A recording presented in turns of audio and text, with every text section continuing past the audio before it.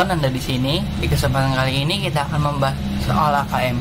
Yang kita bahas adalah tugas termin kelima yang ada di LMS masing-masing. Nah, yang pertama itu soal benar salah. Yang pertama, laba per lembar saham dihitung dengan membagi laba bersih dibagi dengan rata-rata tertimbang saham biasa ditambah saham preferen. Jawabannya benar atau salah? Jawabannya adalah salah. Karena seharusnya net income dikurangi preference dividend dibagi dengan rata-rata timbangnya. Terus yang kedua, dividen saham preferen yang bersifat kumulatif akan dikurangkan pada laba bersih dalam menghitung laba per lembar saham walaupun pada tahun tersebut tidak ada pengumuman deklarasi pembagian dividen. Jawabannya adalah benar. Kenapa benar? Karena dividen in area juga dihitungkan.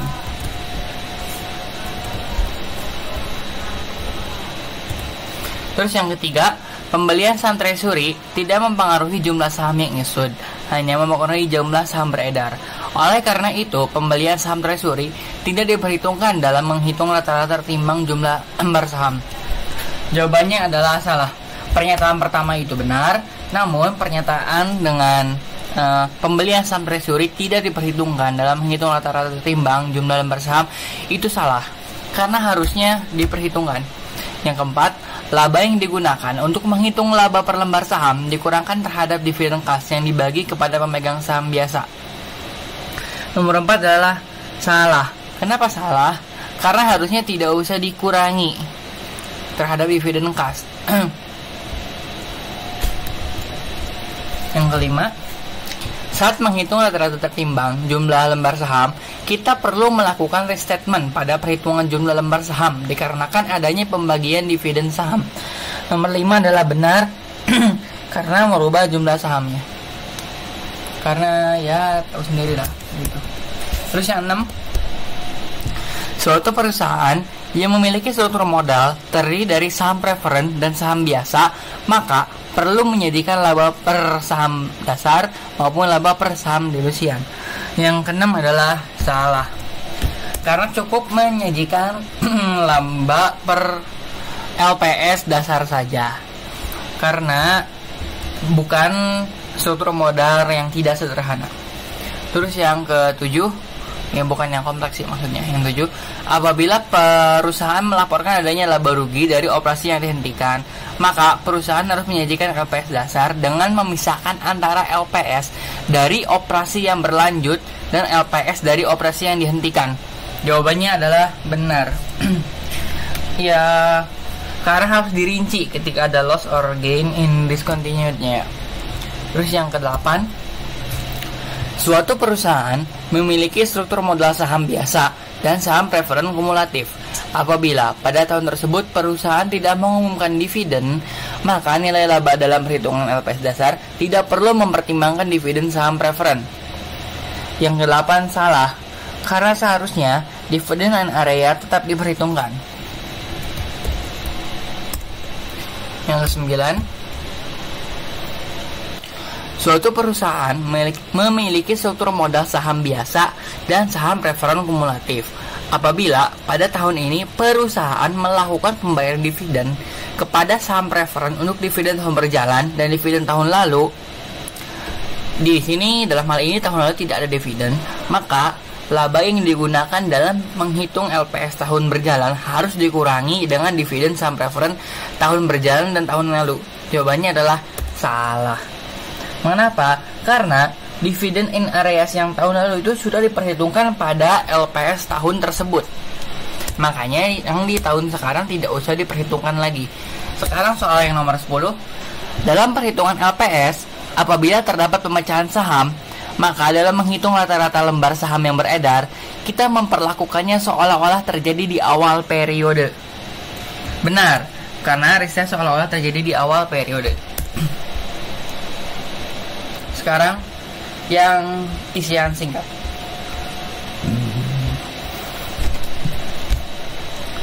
Yang membedakan antara struktur modal sederhana dan struktur modal kompleks adalah ada atau tidaknya sekuritas dilutif. Terus yang kedua, ketika ada sekuritas dilutif, perusahaan harus melaporkan ya LPS dilusian. Yang ketiga, dalam laporan keuangan, penyajian laba per lembar saham dilaporkan terpisah antara, nah itu yang tadi tuh yang benar salah tuh, antara continued dan discontinued.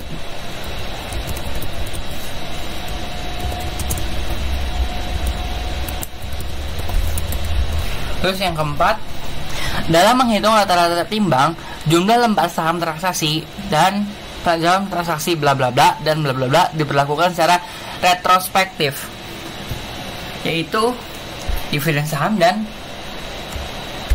ekuitas.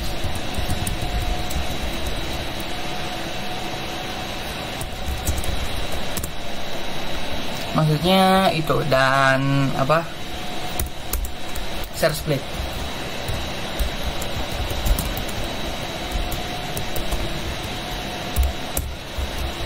Ini tuh sama aja kayak yang ini.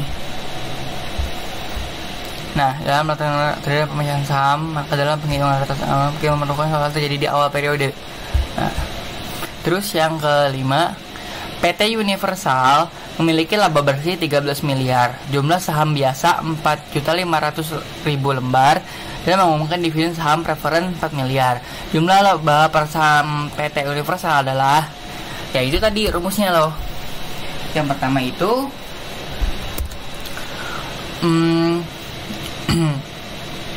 laba bersihnya berapa? 13 miliar dikurangi dengan dividen saham preferennya yaitu 4 miliar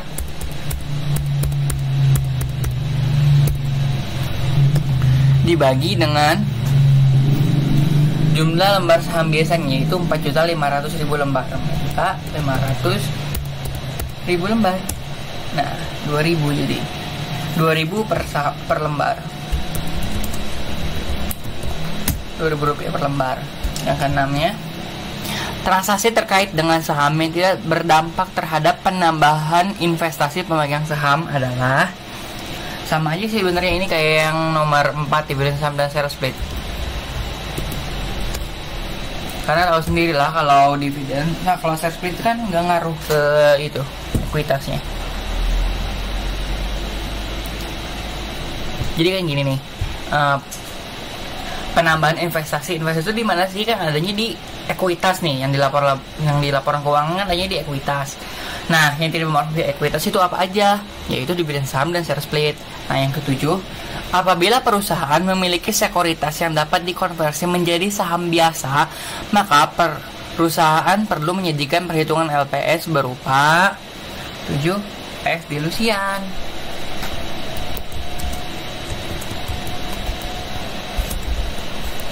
Yang ke-8, LPS dasar berguna bagi investor sebagai alat untuk mengukur bla bla bla pada tahun berjalan, yaitu mengukur kinerja perusahaan menghasilkan laba.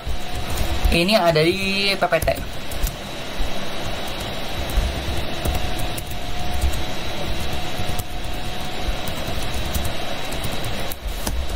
Terus yang 9, dalam perhitungan LPS, perusahaan termasuk memiliki struktur pemodalan yang kompleks apabila memiliki, nah, sekuritas dilutif itu apa aja sih? Yaitu opsi, waran, sama konvertible. Opsi, waran, konvertible. Yang 10, apabila terdapat pelepasan saham treasury, maka dalam penghitungan lembar saham beredar akan menambah saham beredar pada saat, yaitu penjualan saham treasury tersebut.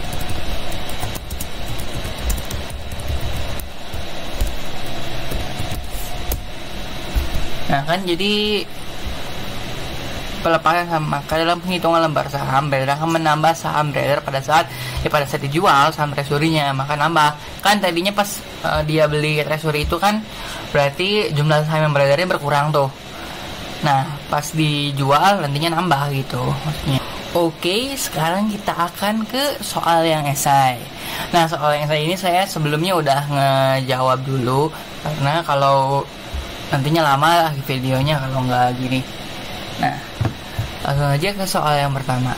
Pada awal tahun 2021, PT Mimi Perih memiliki ekuitas sebagai berikut. 20.000 lembar saham biasa, $10 parnya. Selain itu, perusahaan juga memiliki 1.000 lembar saham preferen, 8%, parnya 50. Selama tahun 2021, terjadi transaksi pada ekuitas perusahaan sebagai berikut. Bla bla bla bla. Yang dimintanya, hitunglah rata-rata tertimbang jumlah lembar saham biasa PT Mimi Perih pada tahun 2021. Nah, ini berarti kita diminta untuk menghitung wansonya. Bagaimana caranya?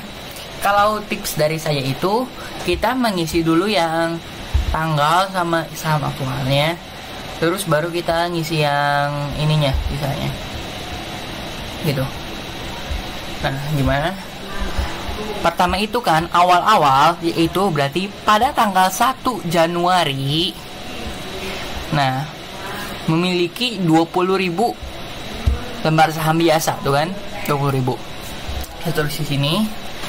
Lalu transaksi selanjutnya adalah tanggal 2 April, yaitu menerbitkan 5.000 lembar saham biasa. Berarti di sini artinya sahamnya itu nambah sebanyak 5.000 lembar. Nah, nambahnya itu kan pada tanggal 2 April. Makanya yang 20.000 itu hanya terjadi pada tanggal 1. Bekerjanya itu dianggap aja kalau dia bekerja itu bekerjanya 1 Januari sampai 2 April, yang dimana itu berarti 3 bulan. Makanya 3/12. Nah, dari sini fraksionalnya 3/12 kan. Terus saham aktualnya 20.000 maksudnya. Terus kan ini tuh kita lihat kan di sininya 2 April menerbitkan 5.000 lembar saham biasa. Berarti tulis di sini 5.000. Terus ntar tinggal yang bawahnya itu tinggal ditambahin aja. Nah, berarti kan 25.000. Nah, saham yang 25.000 ini bekerja dari tanggal 2 April sampai 4 Juni, yang mana berarti itu adalah 2 bulan. Kan April, Mei.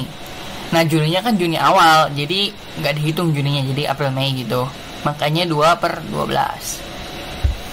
Nah, terusnya ini ada yang pas Juni, tanggal 4 Juninya itu menerbitkan 4.000 lembar saham biasa. Nah, berarti dia itu menerbitkan 4.000 lembar. Jadi nambah 4.000. Dia itu menjual ya. Jual.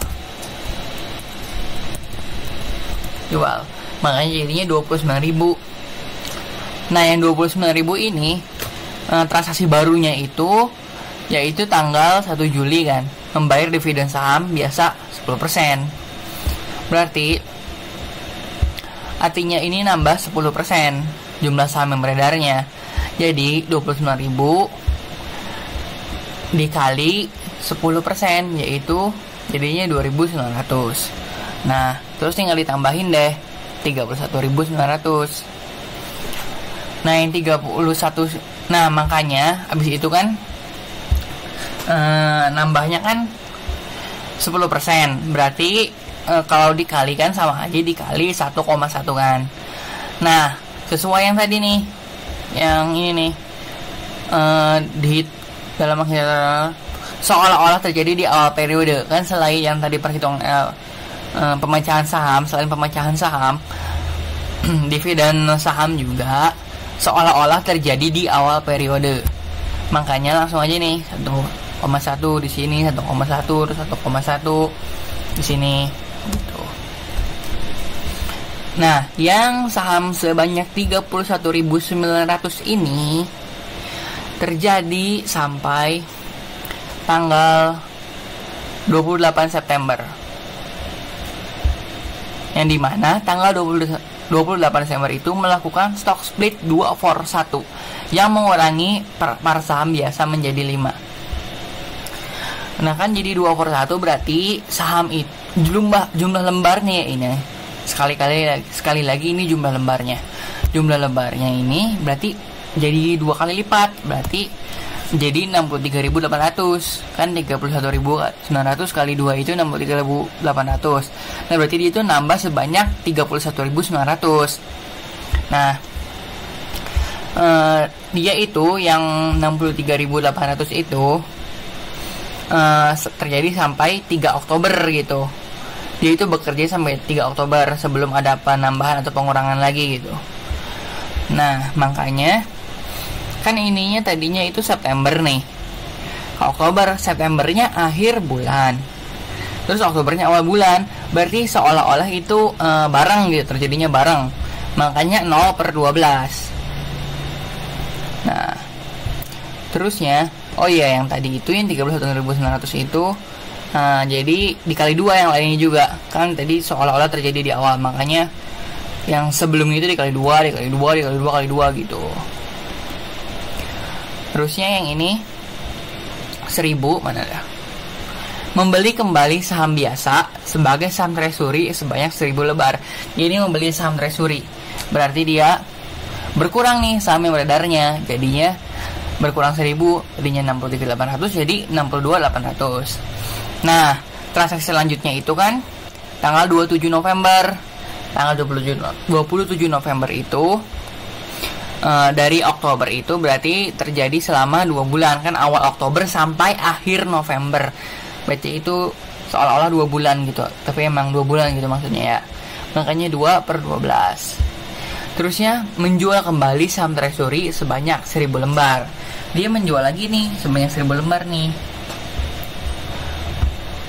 Nah, berarti ini kan sampai akhir periode, sampai tanggal 31 Desember.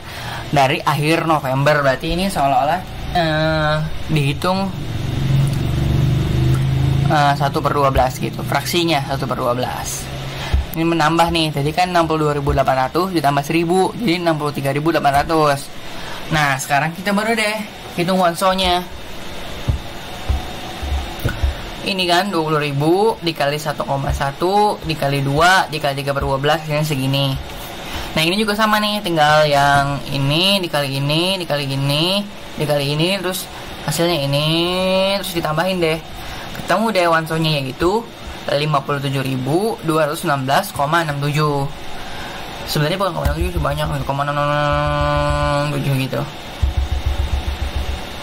Cuman ya bisa ini jadi 57.216,67. Sekarang lanjut soal esai nomor 4. Soal yang nomor 2 sama nomor 3 itu cara perhitungannya ya hampir mirip lah sama soal 1. Makanya langsung aja ke soal nomor 4 lagi. Nanti kalau dibahas ntar kepanjangan banget videonya. Jadi saya dimarahin sama si Wawan. Terusnya soal 4 itu informasi terkait pemodalan dan laba rugi PT Juwawut berdasarkan laporan keuangan interim per 31 Desember 2020. Kalian tahu Juwawut nggak sih? Juwawut tuh makanan burung kan ya? Adalah sebagai berikut. Laba dari operasi yang dilanjutkannya 15 miliar. Terus rugi dari operasi yang dihentikannya 1.350 juta. Terus laba bersihnya ya segini lah, bisa dibaca sendiri.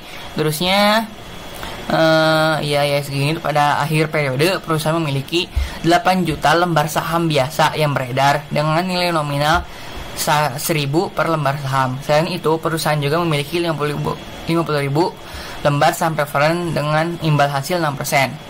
Nah, pada tanggal 1 April, perusahaan menerbitkan 1 juta lembar saham biasa untuk membantu keuangan perusahaan. Saham tersebut laku terjual pada harga 3.200 per lembar. Nah, dimintanya, hitunglah LPS yang dilaporkan kepada pemegang saham biasa di laporan keuangan. Nah, berarti kita itu membuat income statement ya. Ini tuh income statement. Income statement PT Juwawut per 31 Desember 2020. Nah,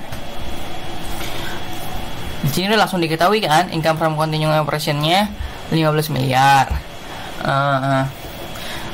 Terus gak usah pakai yang before tax gitu ya, nggak apa-apa kok. Orang di sininya kan udah diketahui net taxnya. Netnya maksudnya. Terus loss from disposal of segmentnya itu udah diketahui kan, ini 1.350.000. Terus laba bersihnya 13.660 juta. Nah, Terus preference dividennya itu di sini juga udah diketahui nih 30 juta. Terus wansonya yang baru kita cari. Nah, cara mencari wansonya itu kan berarti pada akhir periode kan adanya 8 juta lembar nih. 8 juta lembar. Nah, pada tanggal 1 April menerbitkan 1 juta. Berarti pada awal periode adalah 7 juta lembar yang beredar. Karena 8 juta dikurangi 1 juta. Itu 7 juta. Nah, yang 7 juta lembar ini beredar dari tanggal 1 Januari sampai 1 April. Karena 1 April itu dia menerbitkan 1 juta lembar saham. Nah, makanya 7 juta dikali 3/12. 3/12 kan dari 1 Januari sampai 1 April. Itu hanya 3 bulan per 12. Itu 1.750.000. Langsung aja dikaliin. Terus sisanya itu 8 juta. Nah, dari bulan kan ini nggak ada keterangan apa-apa lagi. Berarti ini tuh dari bulan April sampai 31 Desember 2020. Nah, 9/12 kan. Langsung aja 8 juta dikali 9/12. Hasilnya adalah 6 juta. Totalnya adalah 7.750.000. Nah, makanya di sini diketahui wansonya, weighted average apa gitu, lupa singkatannya apa, 7.750.000. Nah, langsung aja kita kan diminta hitung LPS-nya. Nah, basic LPS-nya itu income from continuing operation. Nah, kita cari nih yang ini. Seperti yang tadi ini. Kan tadi tuh yang di soal benar salah gitu kan harus dipisahin kan ya, antara yang from continue sama yang from discontinue-nya. Nah, yang from continue itu kan langsung aja ini tuh yang income from continue 15 miliar dikurangi dengan preference dividendnya dibagi dengan wanso-nya. Terus ya income from continuing operation-nya terus yang loss from disposal of segment-nya itu nggak usah lagi dikurangi preference dividend karena yang minusnya udah di sini. Jadinya langsung aja 1.350.000 juta ini dibagi dengan 750.000, terus hasilnya adalah 1.758,711. Nah,